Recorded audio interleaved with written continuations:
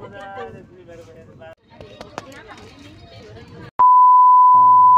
Guys केने আছে আপোনালোকে আশা কৰিছো সকলোৱে ভালে আছে আৰু এইটো বহুত দিনৰে ব্লগ হয় মই দিয়াই হোৱা নাছিল আজি ভাবিলো আপলোড কৰি দিও আৰু এইটো আছিল মোৰ ৰিসেন্টলি ট্ৰেভেল কৰা এটা ভিডিও সিকিমৰ এটা যাত্ৰা মই ভাবিলো আপোনালোকলৈ শেয়াৰ কৰো এই ভিডিওটো তো চাই থাকিব দেই প্ৰথমতে আমি ষ্টেচনত আহি অকমান তাতে সময় ট্ৰেইনৰ কাৰণে অপেক্ষাত আছিলো আমাৰ ট্ৰেইন আছিল বন্দে ভাৰত এক্সপ্ৰেছ ট্ৰেইনখন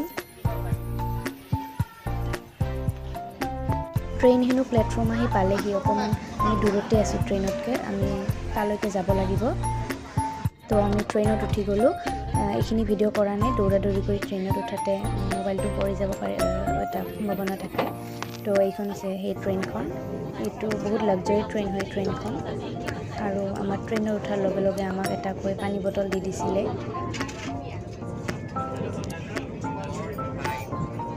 আৰু অকমান পিছতে এইবিলাক খোৱা বস্তু দি গৈছিলে আপোনালোকে দেখিবলৈ পাইছে অকমান ভালকৈ দেখুৱাৰ চেষ্টা কৰিছো ট্ৰেইনখনৰ যেটো ভিতৰৰ পৰিৱেশ হেতু ডৰখন অটোমেটিক ডৰ হয় নিজে নিজে খোল খায়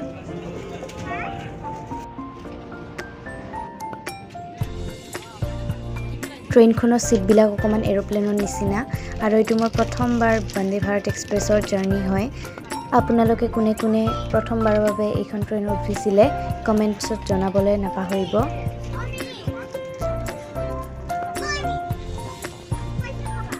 এনেদৰে কিছু সময় উকলি যোৱাৰ পিছত আমালৈ আহি গৈছিল ডিনাৰৰ প্লেটখনত কি আছিলে চাওয়া হওক ইয়াতে আছিল এটা মিক্স ভেজ এটা আচাৰৰ পেকেট আছিলে তাৰ পিছত আছিলে এটা মাংসৰ পেকেট তাতে মাংস দিছিলে চিকেন দিছিলে আৰু আছিলে দালি ভেজ দালি আৰু তাৰ পিছত আছিলে ইয়াতে ভাত তাৰ পিছত এখন ৰুটি আছিলে চাৰিকণীয়া ৰুটি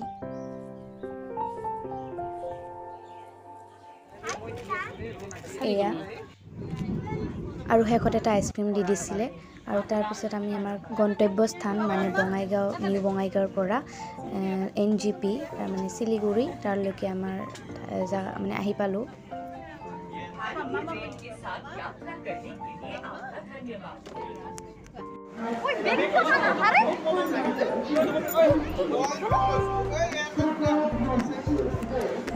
ট্ৰেইনৰ পৰা নামাৰ পিছত এটা উখল-মাখল পৰিৱেশৰ সৃষ্টি হৈ গৈছিলে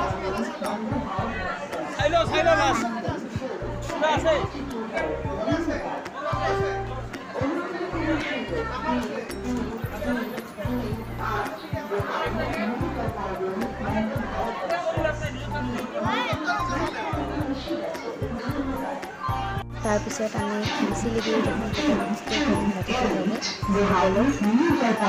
Vande Bharat Express has arrived on platform number 2. Thank you.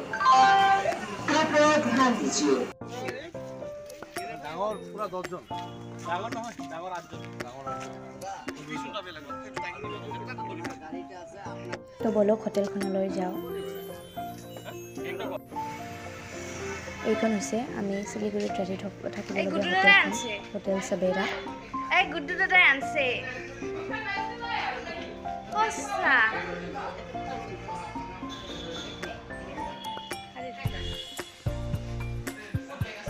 Guddu দাদাই আনছে তো আনছিল না তাৰপিছত আহি মই ড্ৰেছটো চেঞ্জ কৰি লৈছোঁ আৰু ৰাতিপুৱা দেখা হ'ব আজিলৈ ইমানেই আৰু এইটো হৈছে ইয়াৰ মৰ্নিং ভিউ শিলিগুৰি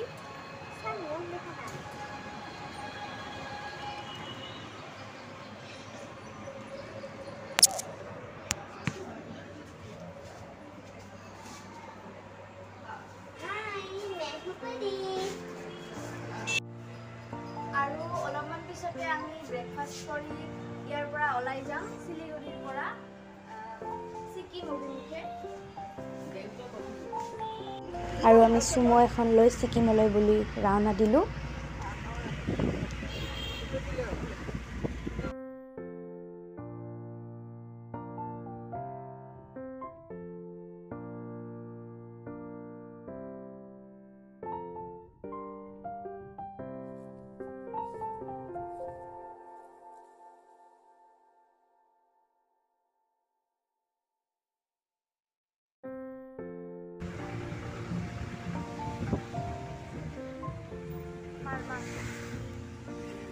পাহাৰীয়া ৰাস্তাবিলাক বৰষুণ পৰি একেবাৰে চেপচেপীয়া হৈ গৈছিলে।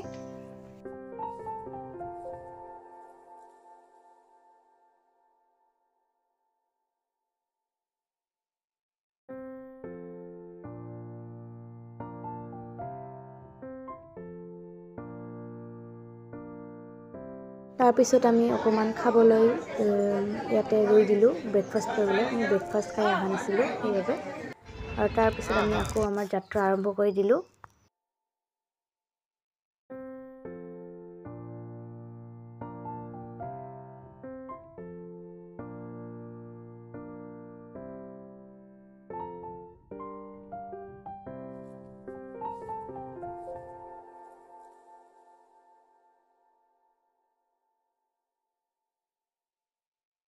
আৰু আমি ছিকিমৰ MG মাৰ্গ আহি পালোঁ আৰু এইবাৰ আমি হোটেলত যাম। তো গৈ আকৌ ভিডিঅ'টো ষ্টাৰ্ট কৰি আছোঁ।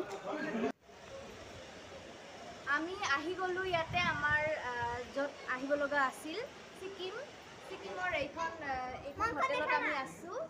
আৰু ইয়াৰে পৰা ধুনীয়া কৰি ইয়াৰে MG মাৰ্টৰ সম্পূৰ্ণ দৃশ্যটো মানে দেখা যায়। ইয়াৰ পৰা গোটেই MG মাৰ্টখন দেখা যায়। মই আপোনালোকক দেখাবলৈ যত্ন কৰিম। ভালে হ'ল তুমি যে মোক চকলেট এটা দিও না সেইকাৰণে মই চকলেট নাজানো বাবা। ভালে হ'ল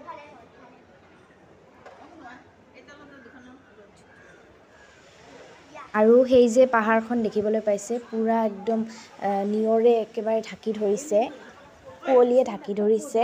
আৰু ৰাতিপুৱাৰ ভাগত দেখিলে মানে একেবাৰে পুৱাৰ ভাগত তাৰমানে কাঞ্চনজংঘাখন দেখিবলৈ পোৱা যায় তাৰ পৰা।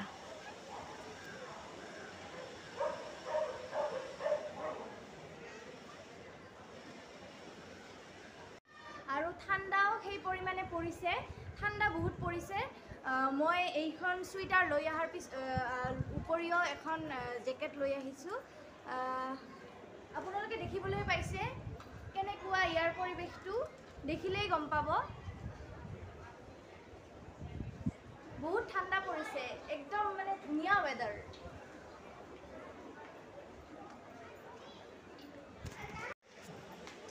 এইবাৰ আমি কিবা খাই ল'ম, তাৰপিছত MG মাৰ্টখন ঘূৰিবলৈ যাম। তেতিয়া মই আপোনালোকক দেখুৱাম আৰু ব্লগটো চাই থাকিব এণ্ডলৈকে।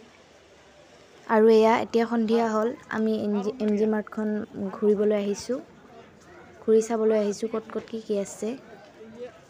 বহুত ধুনীয়া গোটেই MG মাৰ্টখন, তাৰমানে যিখন বজাৰ আছে গোটেই বজাৰখনেই হৈছে টাইলছৰ ওপৰত তাৰমানে।